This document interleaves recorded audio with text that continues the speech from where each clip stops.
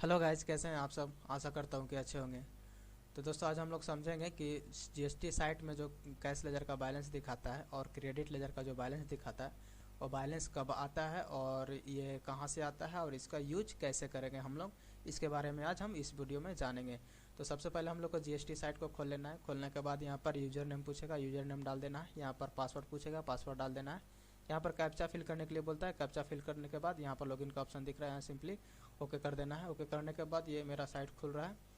खुल रहा है, अभी थोड़ा नेट स्लो है इसलिए थोड़ा, चलिए खुल गया है। ये खुलने के बाद यहाँ पर हमारा एक सर्विस का ऑप्शन दिख रहा है, यहाँ पर क्लिक करेंगे। क्लिक करने के बाद एक और ऑप्शन दिख रहा है लेजर का। लेजर में माउस को रखेंगे, क्लिक नहीं करना, बस माउस को रखेंगे तो मेरा 6 और ऑप्शन खुल जाएगा। 6 ऑप्शन खुलने के बाद हम लोग का ये इलेक्ट्रॉनिक कैश लेजर और इलेक्ट्रॉनिक क्रेडिट लेजर के बारे में ही आज दो ही को चर्चा करेंगे। ये दोनों के बारे में जानना है। तो सबसे पहले हम लोग इलेक्ट्रॉनिक क्रेडिट लेजर के बारे में जानेंगे। तो इस पर हम लोग क्लिक करते हैं। क्लिक करने के बाद ये मेरा खुल रहा है।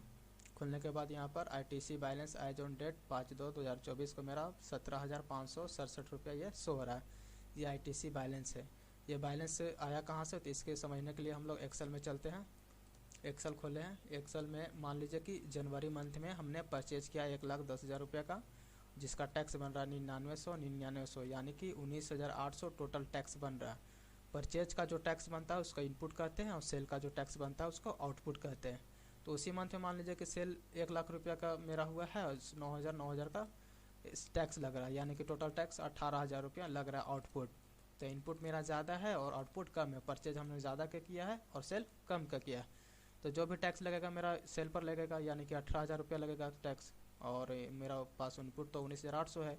तो जब हम लोग जीएसटी 3B फाइल करेंगे तो वहाँ टैक्स पेमेंट करने का जो ऑप्शन आता है, वहाँ पर जो टैक्स लेगा ऑटोमेटिक वो 18,000 रुपया ऑटोमेटिक टैक्स, इसमें से 18,000 रुपया ये एडजस्ट कर लेगा। तो बाकी जो पैसा बचेगा 19,800 में से 18,000 रुपये वो अपना एडजस्ट कर लेगा। जो पैसा बचेगा मेरा 1,800 रुपया, वो 1,800 रुपया आपका ये यहाँ पर जो दिख रहा है 17,567 रुपया, यहाँ पर आकर आईटीसी बैलेंस में क्रेडिट लेजर में वो जाकर शो हो जाएगा। शो होने के बाद वो बैलेंस वहाँ पर दिखेगा। अगर पहले से भी बैलेंस रहेगा तो उसमें ऐड हो जाएगा, नहीं रहेगा तो जाकर उसमें चला जाएगा, तो बैलेंस मेरा शो हो जाएगा। ये कब होगा, जब हम लोग 3B फाइल करेंगे, टोटल इनपुट एक्सेप्ट करेंगे और टैक्स पेमेंट करने के बाद जो बचेगा मेरा इनपुट वो आपका क्रेडिट लेजर में शो हो जाएगा। इसको यूज हम लोग कैसे करेंगे भाई, तो इसका यूज हम लोग अगले मंथ में जब 3B हम लोग फाइल करेंगे तो उससे हम लोग टैक्स को एडजस्ट कर सकते हैं। इतना से मतलब कि अगला मंथ में टैक्स कम आएगा। तो आईटीसी बैलेंस जो दिखाता है क्रेडिट लेजर में वो कहाँ से आता है, समझ में आ गया कि 3B हम लोग जब परचेज करते जो टैक्स बनता है बचता है उसका आता है, और 3B फाइल करेंगे तभी शो होगा, अदरवाइज नहीं होगा। तो इनपुट एक्सेप्ट करेंगे तो हमारा इनपुट दिखने लगेगा। तो इसका तो समझ गए कि ये इनपुट कहाँ से आता है और आईटीसी बैलेंस कहाँ कब आता है और ये शो क्यों होता है, इसको एडजस्ट कैसे करेंगे। अब दूसरा समझते हैं हम लोग कि एक से कैश लेजर यहाँ दिख रहा है, इलेक्ट्रॉनिक कैश लेजर। तो कैश लेजर का जो बैलेंस है वो कहाँ से आता है। तो सबसे पहले हम लोग देख लेते हैं कि यहाँ पर कैश लेजर का बैलेंस मेरा कुछ है या नहीं है। तो इसमें भी है मेरा 14,280 रुपये। ये बैलेंस आया कहाँ से। सबसे पहला रीज़न तो ये है कि किसी पार्टी में टीडीएस काटा है और जीएसटी में वो डाल दिया, उस टीडीएस जो काटा है वो हमने एक्सेप्ट कर लिया है टीडीएस को।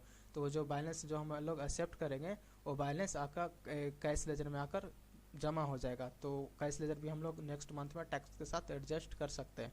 लेट फी फाइन कुछ भी पेमेंट करना हो या टैक्स पेमेंट करना हो तो उसमें एडजस्ट हो जाएगा। तो ये तो कैश लेजर भी में हम लोग एडजस्ट कर सकते हैं। और क्रेडिट लेजर भी समझ गए कि वो कब आता है। एक दूसरा ये रीज़न हो सकता है इसका कि जो कैश लेजर का बैलेंस है ये हम लोग जब मान लीजिए इसके थ्रू भी हम लोग एक्सेल के थ्रू समझते हैं इसको भी।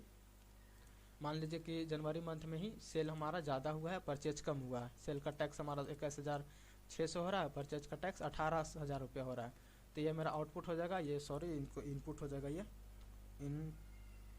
इनपुट हो जाएगा, ये मेरा इनपुट हो जाएगा और ये आउटपुट हो जाएगा।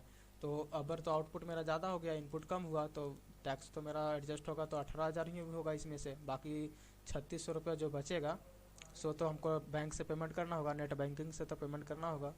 तो इसको हमने ये जो 3,600 रुपया पेमेंट करना हम लोग को बैंक से, तो हम लोग 3,600 की जगह पर 4,000 रुपये नेट बैंकिंग से पेमेंट कर दिए। तो जो 4,000 रुपये जो पेमेंट किए हैं तो 3,600 तो अपना टैक्स एडजस्ट कर लेगा। बाकी जो 400 रुपया जो बचेगा सो हमारा कैश लेजर में जाकर जमा हो जाएगा वो बैलेंस, तो 400 रुपया। तो वही ये जो बैलेंस दिखा रहा है सो इसका दो रीज़न हो सकता है, एक तो TDS एक्सेप्ट करेंगे तब आएगा, और दूसरा जब एक्स्ट्रा पेमेंट कर देंगे तो हमारा जो बचेगा पैसा वो हमारा कैश लेजर में पड़ा हुआ रहता है। इसको हम लोग अगले मंथ में एडजस्ट कर सकते हैं या फिर जमा ही रहेगा, कभी भी इसको हम लोग यूज कर सकते हैं।